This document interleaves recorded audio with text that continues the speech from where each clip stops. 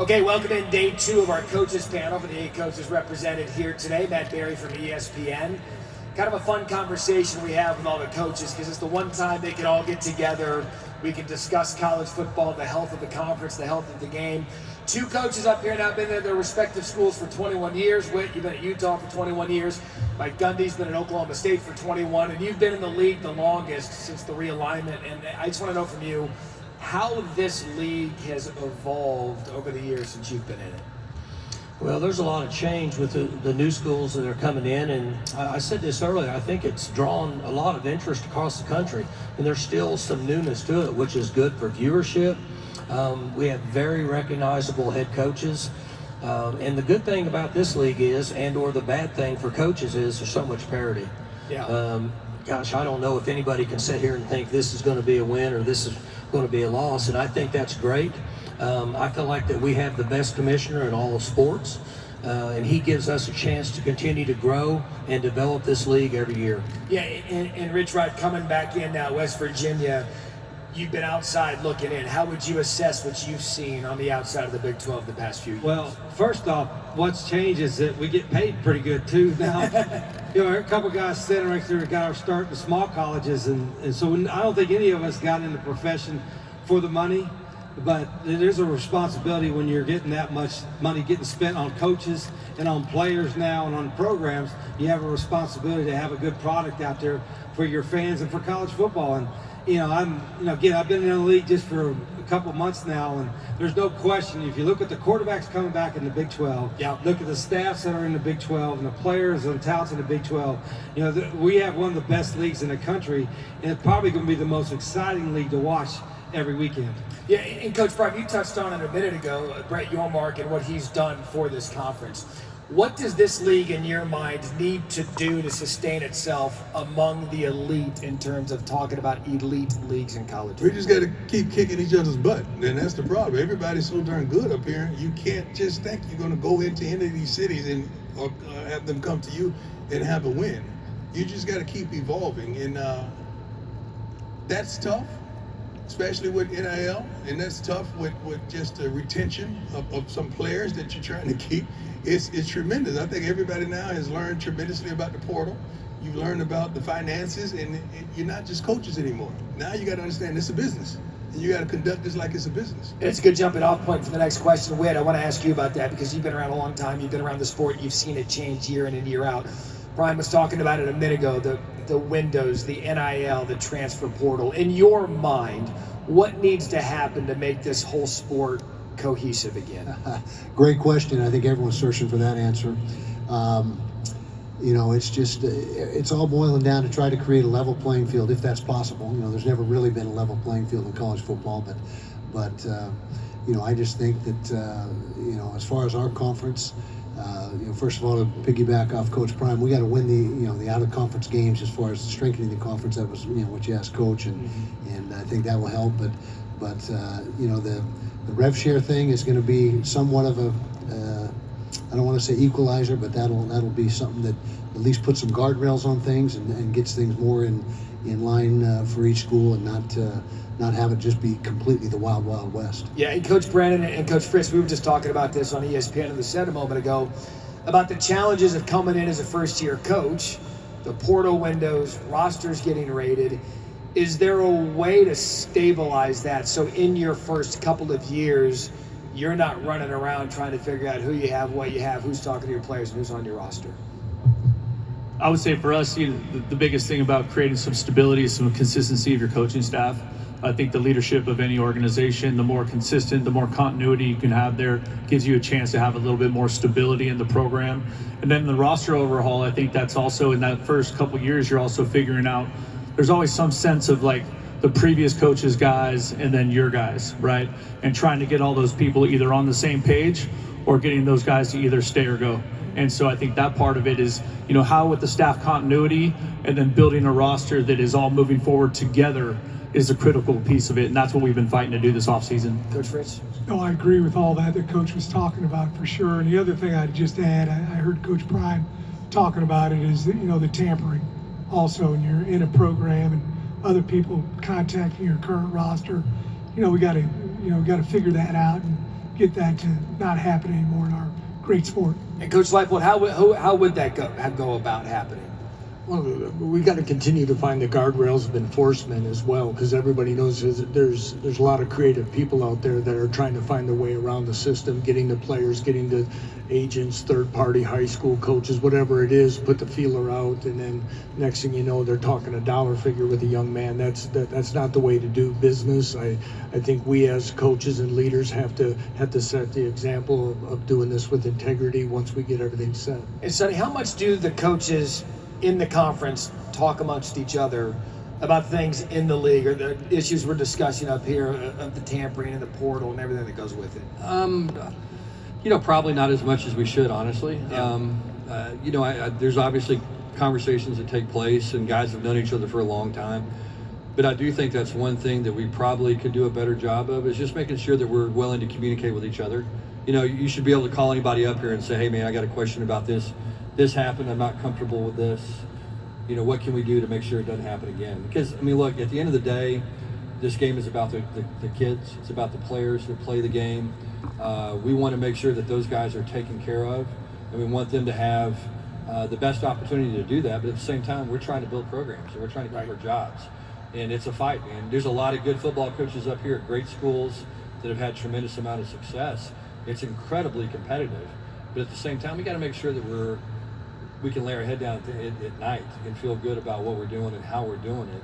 And it all begins with communication. And I do think we've got to improve that and continue to do a good job of developing that communication amongst each other. And Prime, you were talking about it during your presser about NIL and what these players deserve and how the game is modified to that point. From where you sit, doing it at the highest level in the NFL, how do you believe NIL should be guardrailed now, especially with the revenue sharing? I wish it was a cap. Like the top of the line player makes this, and if you're not that type of guy, you're not going to make that. This is what the NFL does.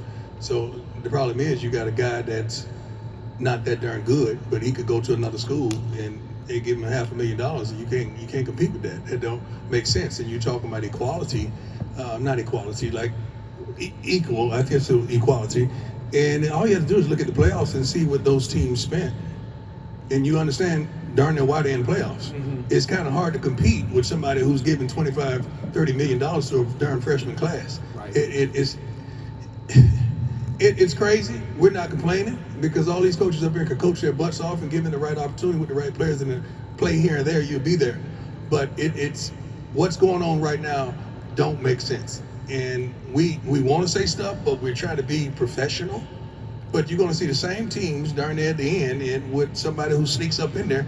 But the team that pays the most is going to be there in the end.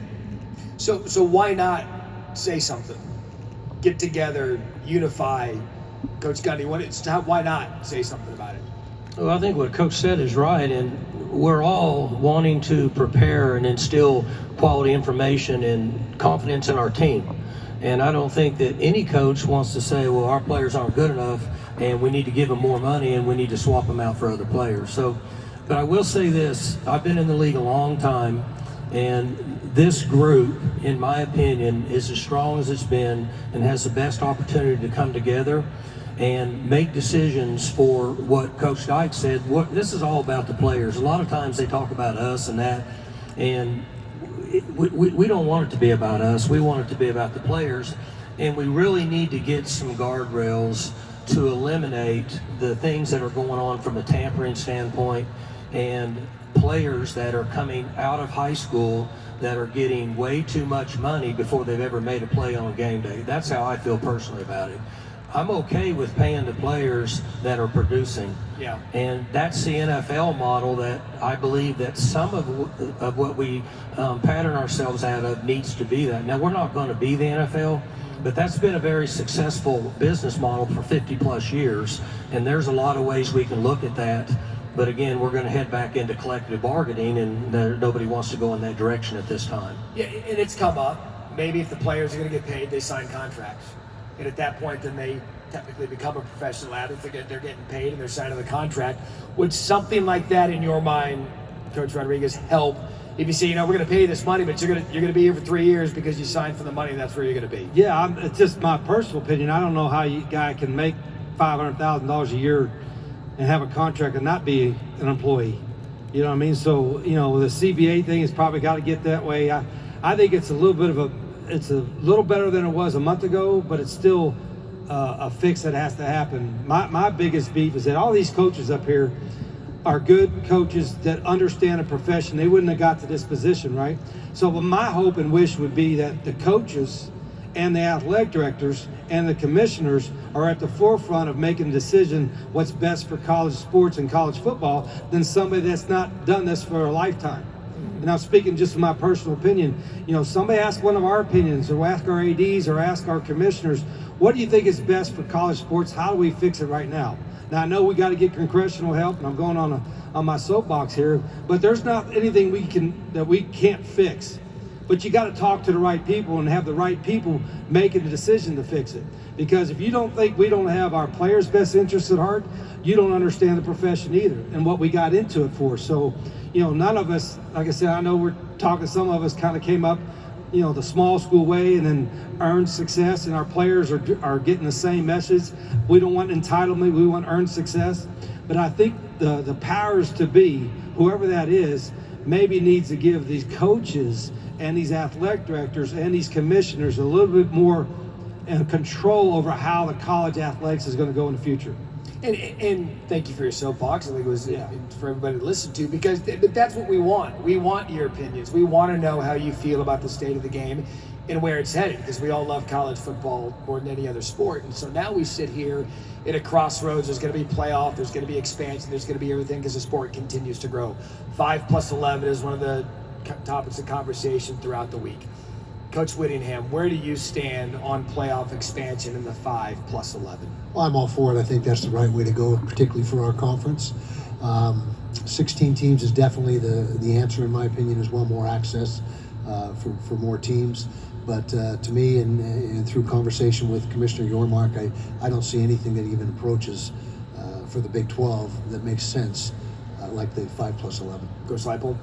I agree with that a lot, and I think the other dilemma that you're starting to hear about is what is the conference championship games going to really be worth in some of these other proposals that are out there. I think 16 teams is the way to do it, because being at smaller levels and you're looking at playoffs, when you're competing, you need to play out the season and win your games and win your conference championship to get a home game. And if home games are going to be at stake, then all games are meaningful all the way until the playoffs start.